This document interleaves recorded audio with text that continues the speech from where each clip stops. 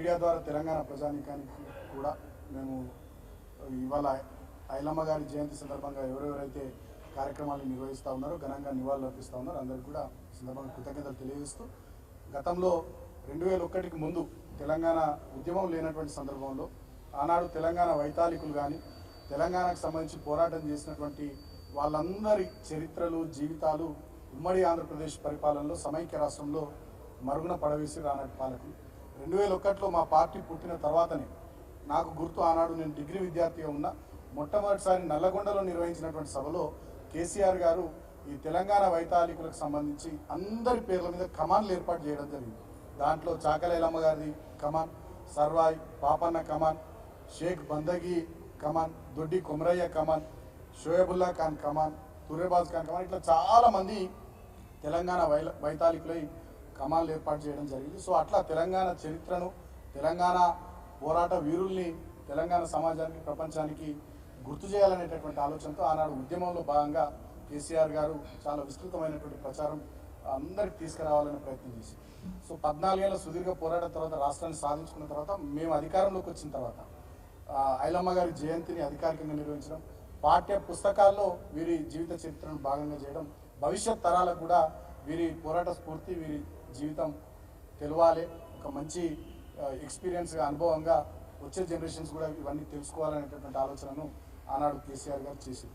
మరి ఐలమ్మ గారి జీవితం ఏంది, వారి జీవితంలో చేసినటువంటి పోరాటం ఏంటంటే ఆనాడు దొరలు విష్ణూరి రామచంద్రారెడ్డి గారు ఆనాటి దేశ్ముఖ్లకు వ్యతిరేకంగా జరిగిన పోరాటంలో ఆమె ముందు వరుసలో నిలబడి పోరాటం చేసింది. సో ఆనాడు తను పండించినటువంటి పంటకు సంబంధించి వాళ్ళు ఎత్తుకపోకుండా నేను పండించినటువంటి పంట మీద నాకే హక్కు ఉంటుందని చెప్పి తన హక్కుల కోసం కొట్లాడి ఇతర సమాజంలోని అందరికి కూడా స్ఫూర్తిగా ఐలమ్మ గారు నిలబడ్డారు. సో అదేవిధంగా తెలంగాణ ఉద్యమంలో కూడా బడుగు బలహీన వర్గాలు, దళిత గిరిజన వర్గాలు, అన్ని వర్గాల వాళ్ళు కూడా కేసీఆర్ గారి నాయకత్వంలో తమ హక్కుల కోసం పోరాటం చేసి రాష్ట్రాన్ని తెచ్చుకున్న రాష్ట్రంలో కేసీఆర్ గారి నాయకత్వంలో 10 సంవత్సరాలకు పైగా మంచి పరిపాలన జరిగితే మళ్ళీ ఇవాళ నయా దేశ్ముఖ్ల పాలన కాంగ్రెస్ నేతృత్వంలో రేవంత్ రెడ్డి నాయకత్వంలో వచ్చిన తర్వాత మొత్తం తెలంగాణ మళ్ళీ 10-20 సంవత్సరాలు వెనుకకు పోయేటటువంటి పరిస్థితులు ఇవాళ తెలంగాణలో తయారు కావడం నిజంగా ఉద్యమకారులుగా తెలంగాణను తెచ్చిన పార్టీగా తెలంగాణ కోసం పరితపించిన బిడ్డలుగా ఇవాళ మా అందరి గుండెలకు ఎంతో గాయాన్ని ఈ సంఘటనలు ఇస్తూ ఉన్నాయి. ముఖ్యంగా ఈ హైదరాబాద్ దీన్ని విశ్వనగరంగా కేసీఆర్ గారు, కేటీఆర్ గారు ముందుకు తీసుకొని పోతే దీన్ని ఒక విద్వేష నగరంగా, విషాద నగరంగా ఇవాళ తీర్చిదిద్దే పరిస్థితి ఈ కాంగ్రెస్ ప్రభుత్వంలో రేవంత్ రెడ్డి నాయకత్వంలో జరుగుతూ ఉంది. మనం చూసినాం మొన్న వీడియోస్ కొన్ని వచ్చినాయి.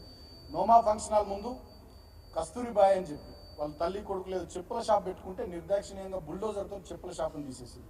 సున్నం చెరువు దగ్గర, నల్ల చెరువు దగ్గర, ఇంకా చాలా చోట్ల ఈ హైదరాబాద్లో 7-8 స్థలాల్లో పేద దళితులు, పేద లంబాడ బిడ్డలు, పేద బీసీ వర్గాల బిడ్డలు మహబూబ్ నగర్ నుండి వచ్చి, ఇతర జిల్లాల నుండి వచ్చి పొట్ట చేత పట్టుకొని ఈ హైదరాబాద్కు బతకడానికి వచ్చి ఏదో పని చేసుకుంటూ వాళ్ళు ఉంటుంటే చిన్నపిల్లలు మేము లోపలికి పోయి పుస్తకాలు తెచ్చుకుంటామంటే కూడా అవకాశం ఇవ్వకుండా మొత్తంగా కూల్చేసి బడుగు బలహీన వర్గాలు, దళిత గిరిజనులు, ఇంకా చాలా మందిని రోడ్ల మీద వాడేసినటువంటి ఒక విద్వేషపూరితమైనటువంటి ప్రభుత్వం చర్యల్ని, మనం ఒక ఫాసిస్ట్ ప్రభుత్వ చర్యల్ని వల్ల చూస్తూ ఉన్నాం.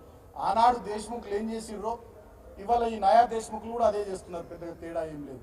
కాబట్టి ఆనాడు ఐలమ్మ గారు ఏ రకంగానైతే దేశ్ముఖ్ల మీద పోరాటం చేశారు, ఇవాళ మరో పోరాటానికి ఈ నయా దేశ్ముఖ్ల మీద తెలంగాణ సమాజం తిరగబడడానికి సిద్ధం కావాలి. ఎందుకంటే వాళ్ళు ఇచ్చిన 6 గ్యారంటీలు లేవు, వాళ్ళు ఇచ్చిన డిక్లరేషన్లు లేవు, వాళ్ళు చెప్పిన రుణమాఫీ లేదు, రైతు భరోసా లేదు, 4000 పెన్షన్ లేదు, ఏ కార్యక్రమం లేదు. ఏ ఒక్క వర్గానికి 2 లక్షల ఉద్యోగాలు అన్నారు, విద్యార్థులను ముంచిరు. పిఆర్సీలు, డిఏలు అన్నారు, ఉద్యోగులను ముంచిండ్రు. సింగరేణి కార్మికులకు లాభాల్లో వాటా గత ప్రభుత్వాల కంటే ఎక్కిస్తామన్నారు, దాన్ని సగానికి తగ్గించారు. మేము 32% ఇస్తే వాళ్ళ 16% ఇచ్చి సింగరేణి కార్మికుల నోట్లో మట్టి కొట్టిరు.